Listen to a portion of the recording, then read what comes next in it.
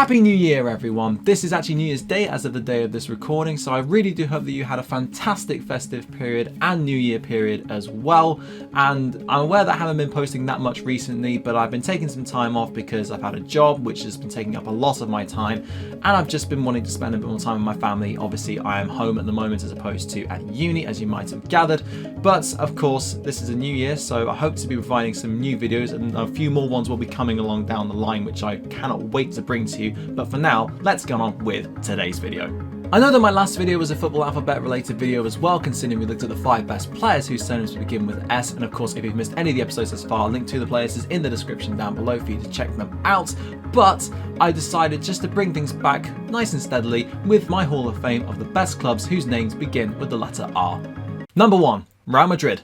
I'm well aware that I have covered Real Madrid a lot in recent weeks, but as prevalent as they have been on my channel, if I didn't cover them in the football alphabet when their turn came to feature, it would probably be a cardinal sin. The most Googled club in the world, and voted as the FIFA Club of the Century in 2000, Real were founded in 1902 as Madrid Football Club, winning 4 straight Copas del Rey between 1905 and 1908, before having the name Real, meaning royal in English, bestowed upon them by King Alfonso XIII in 1920, which was removed upon the Spanish Second Republic's arrival in 1931.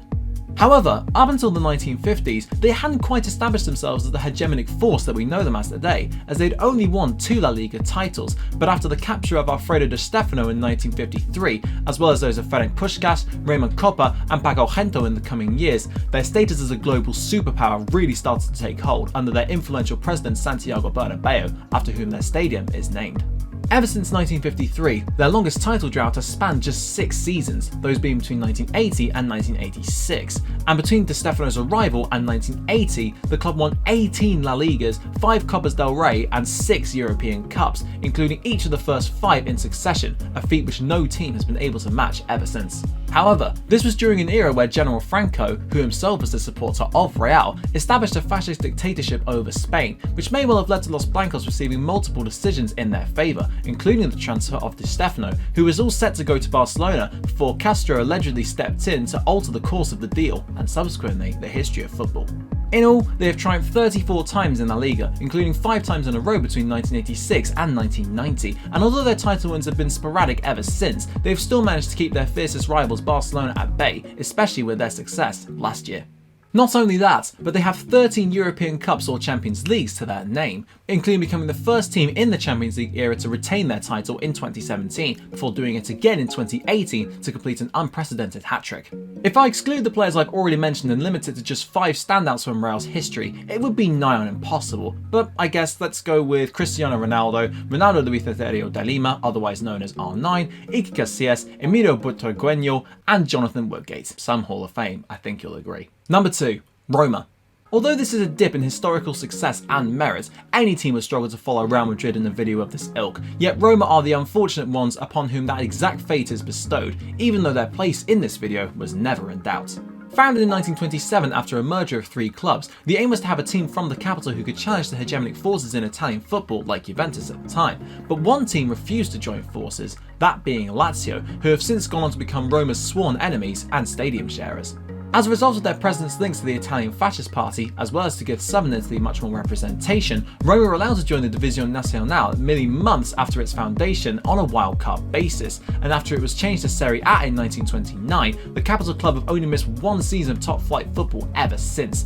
that being in 1951-52, after the war had led them to be in serious financial troubles. However, despite playing for over 90 seasons in Serie A, they have only won it 3 times to date, with their first coming in 1942, a title which was the first to be won by a club outside of northern Italy, their second in 1983, the year after which they would reach the European Cup final only to lose to Liverpool on penalties, and the third in 2001, spearheaded by one Francesco Totti. They have fared better in the Coppa Italia, winning it 9 times to date, as well as lifting the Intercity Fairs Cup, the precursors to the UEFA Cup, in 1961, but their greatest moment since 2001 was undoubtedly their run to the Champions League semi-finals in 2018, after an astonishing turnaround against Barcelona from 4-1 down in the first leg saw them win 3-0 in Rome and go through on away goals, before Liverpool put paid to their hopes in the semis. Francesco Totti, Cafu, Daniele De Rossi, Vincenzo Montella and Falcao are probably the most esteemed players to have donned Roma's carmine red shirts. No, I didn't know carmine was a thing either. Number 3. Red Star Belgrade.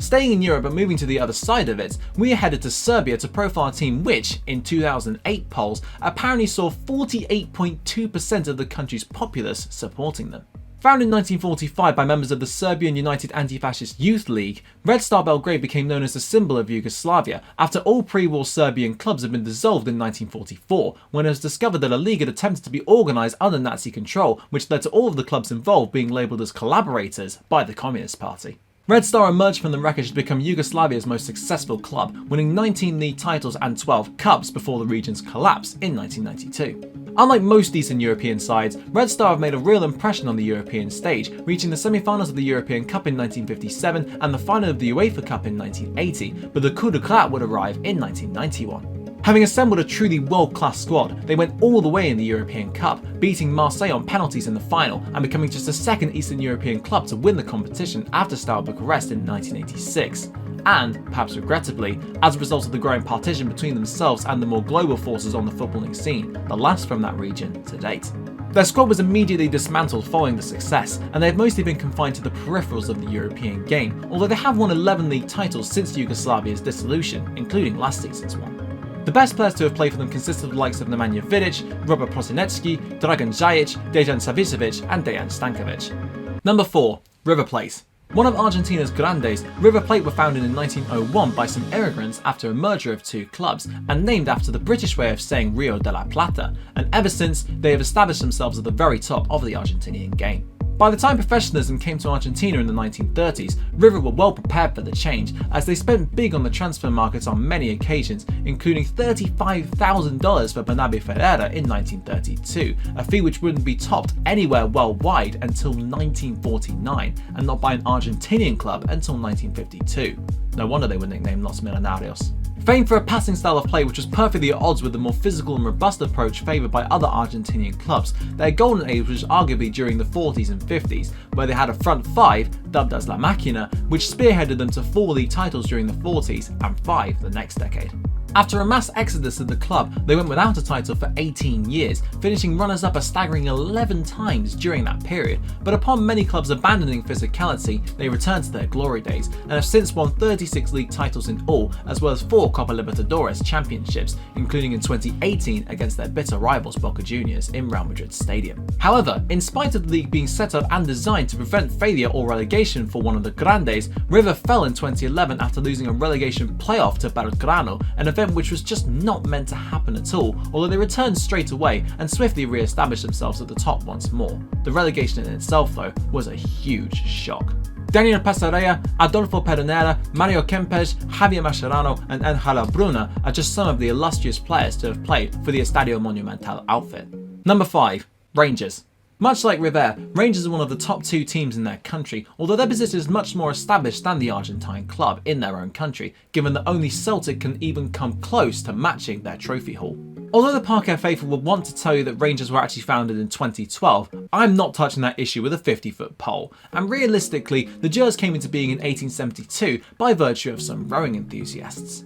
They took part in the very first Scottish Championship in 1890, and ever since, they have won an as of yet unsurpassed tally of 54 league titles, including the very first one, albeit shared with Dumbarton, 26 in 40 seasons between 1917 and 1964, and a joint record 9 in a row between 1989 and 1997. Indeed, as a result of a further 59 Scottish Cup and League Cup successes in their history, they are, in terms of trophies won, the second most successful club in the world behind only Egypt's Al Ahly. Unlike their cross-city rivals though, they haven't lifted the European Cup or Champions League, with their only European honours coming in 1972 with the European Cup Winners' Cup success, and their most recent final came in 2008, where they lost in the UEFA Cup final to Zenit St Petersburg at the City of Manchester Stadium. Things came crashing down in 2012 though, when it emerged that the club had debts of around £134 million, and after failing to pay them off, they entered liquidation and had to start all over again in the Scottish 4th tier. It took them 4 seasons to return back to where they belong, and after finishing a considerable distance behind Celtic in their first few seasons back in the big time, Steven Gerrard's squad have a very clear mission this season: stop Celtic from winning an unprecedented 10 consecutive titles, which looks like it might just happen, given that they have a 16-point lead over the boys as of the time of this recording, albeit Celtic do have 3 games in hand on the Gers. that just about wraps up today's video. As I said, Happy New Year. I really hope that 2021 goes better than 2020, and I hope to bring you some top quality content over the coming year. But if you did enjoy this video, please don't forget to hit that like button and subscribe if you have not done so already. Thank you very much for watching, and until next time, I'll see you then.